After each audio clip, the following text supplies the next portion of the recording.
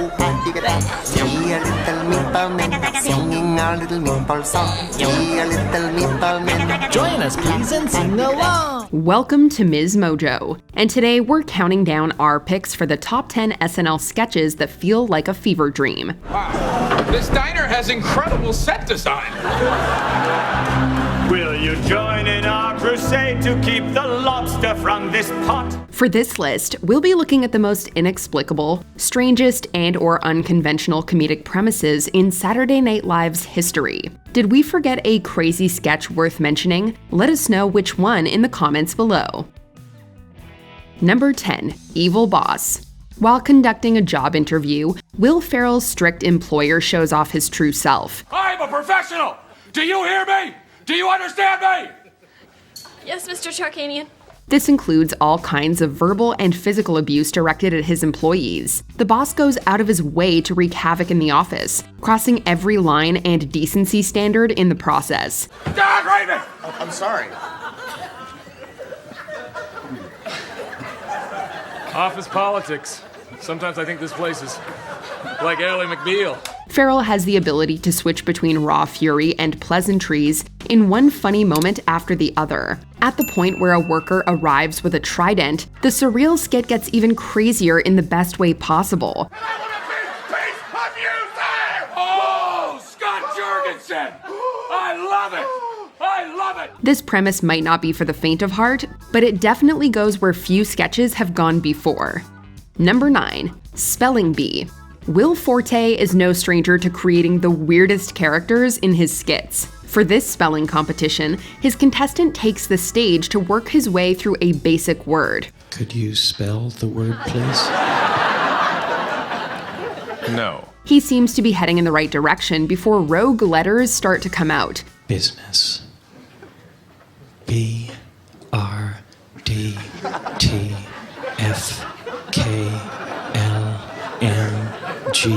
Amazing and awkward, Forte's dedicated performance pushes through a seemingly endless series of consonants. Chris Parnell's judge waits patiently before calmly telling the speaker that he's wrong. F. Business.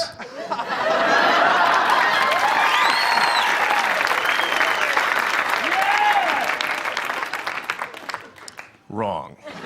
Along with perfect timing, Parnell's reaction is so subtle by comparison that it's fantastic. The fact that Tenacious D sings the sketch out is just icing on the cake. This was a true story.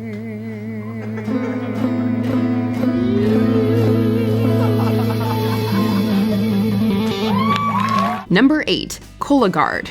Woody Harrelson talks to what he thinks are anthropomorphic boxes in this fake commercial. I just need to collect a sample. So open me up and, go inside me. Inside you? Yeah, just go inside me. It's okay. I like it. The parody turns the real product into a creepy way to collect samples, setting up Cologuard as a larger conspiracy. Multiple associates show up to lure Harrelson into helping them. Blow my box open. Yeah, I want to see you blow that box wide open. Gradually, the actor starts to fear for his life in what he comes to believe is a ridiculous plot. He ends up dropping his pants after being on the verge of tears. Do what the little boxes say to do. I'll give you what you want, just please don't kill me. Man, is Woody okay? All the while, neighbors and even the UPS driver watch in an especially funny detail. It's so bananas that you have to compliment the writers for this out-there concept. Number 7, Meatballs. In this strange premise, Sarah Sherman's character wears a strategically placed ribbon that hides a secret. Why don't you take it off? I hoped you wouldn't notice. Look, Alan, I'll show you, but please don't let it affect the way you see me. Of course not. Come on. This ends up being something much more unexpected than an unsightly growth. She reveals more than a few meatball creatures, each with their own vocal abilities. Oscar Isaac plays one of many meatballs that harmonize together. Then there's these guys. And this one kind of munches on a block of cheese to the beat. Unafraid to take a chance, Isaac's confident performance gives this memorable skit an extra dose of special sauce. The ending turns the entire concept into a music video, with Charlie XCX making an appearance to provide some authenticity. Don't give up on love just because of some meatballs. Don't give up on this girl because she's got 11 meatballs. Mixing body horror with absurd comedy, this dreamlike video is full of welcome surprises. Number 6. Super BASS-O-MATIC 76.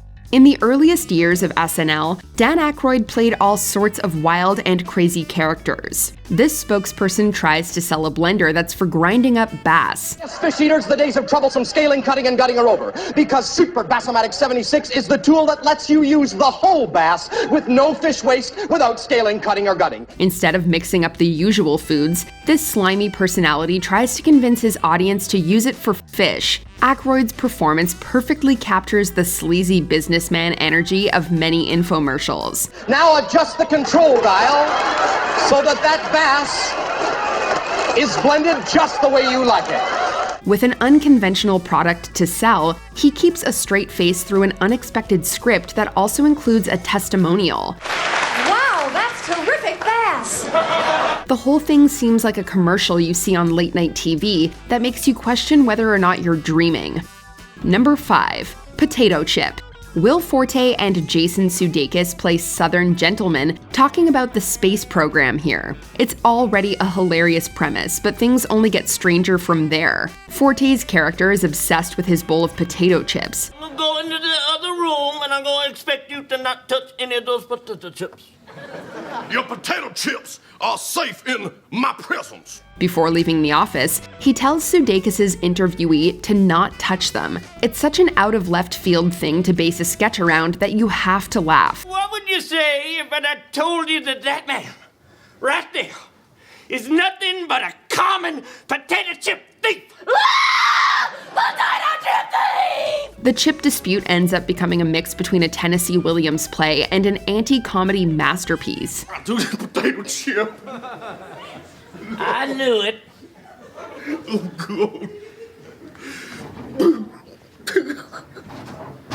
I knew it. With the inclusion of Blake Lively, this skit defies the traditional SNL template with lots of bold acting choices. Number 4. World's Most Evil Invention.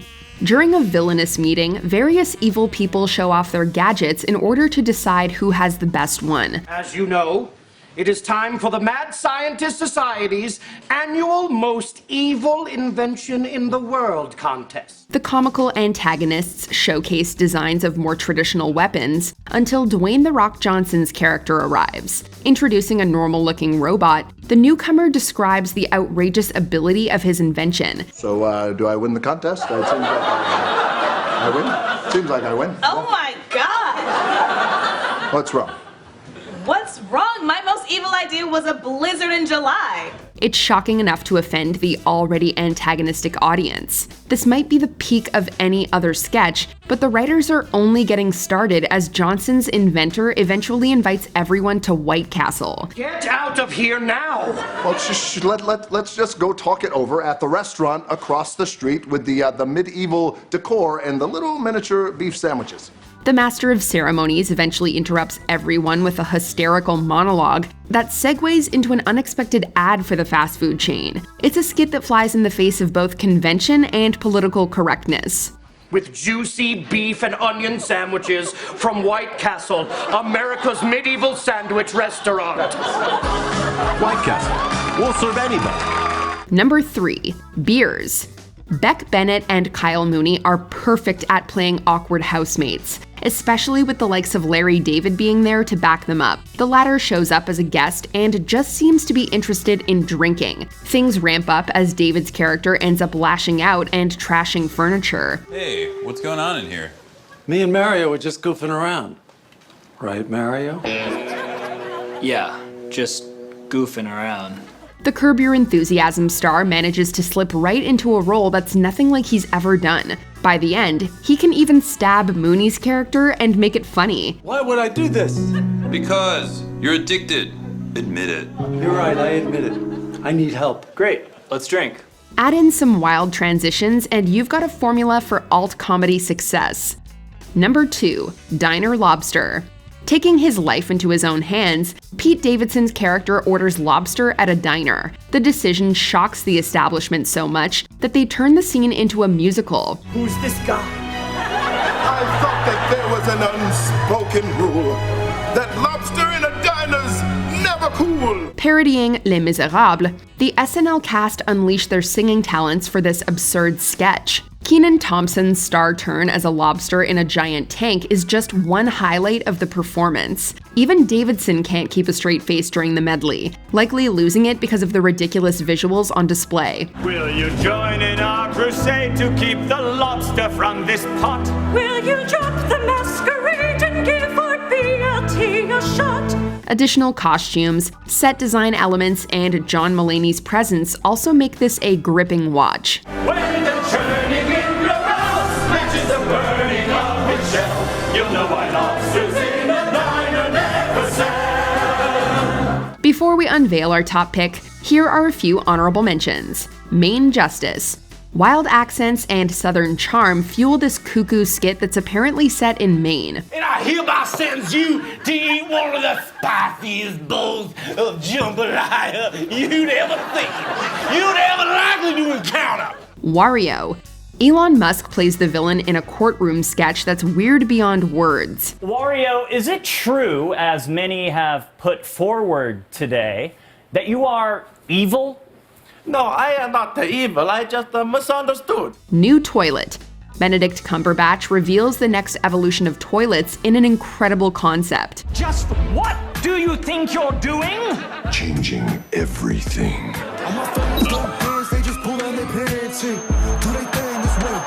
Dr. Beeman's office. Test results. Will Ferrell's incompetent doctor sets the stage for a missing patient and a dancing medical professional. I'm Dr. Stephen Poop. I'm sorry, there's absolutely nothing I can do for your son, but I can do the robot. Japanese game show. Chris Farley realizes he's on a program where wrong answers mean serious injuries. 2009? Yeah, and how much is that in dollars? Hey, excuse me, I won. What the heck are you doing here? Before we continue, be sure to subscribe to our channel and ring the bell to get notified about our latest videos. You have the option to be notified for occasional videos or all of them. If you're on your phone, make sure you go into your settings and switch on notifications. Number 1. Liza Minnelli tries to turn off a lamp. SNL star Kristen Wiig plays actress Liza Minnelli in a scene that often involves an unlikely take on a small premise. Minnelli's quest to turn off a lamp is much harder than it seems, involving various unorthodox methods. Is there a little knob on here that you turn and everything goes black? I don't know, Liza. It's probably pretty simple. You tell that to Debbie Reynolds! The entire sequence turns into a campy, theatrical performance that needs to be seen to be believed. Wiig's interpretation involves amazing pronunciations and dance moves, taking the woman's eccentric personality to the next level. There's even a great reference to Bob Fosse in there. Once! Twice! 3! Will a Fosse neck do it? You don't need to know the real performer to enjoy this sketch, but it definitely helps with the enjoyment of this wild idea. This has been Liza Minnelli Tries to Turn Off a Lamp. Do you agree with our picks? Check out this other recent clip from MsMojo and be sure to subscribe and ring the bell to be notified about our latest videos.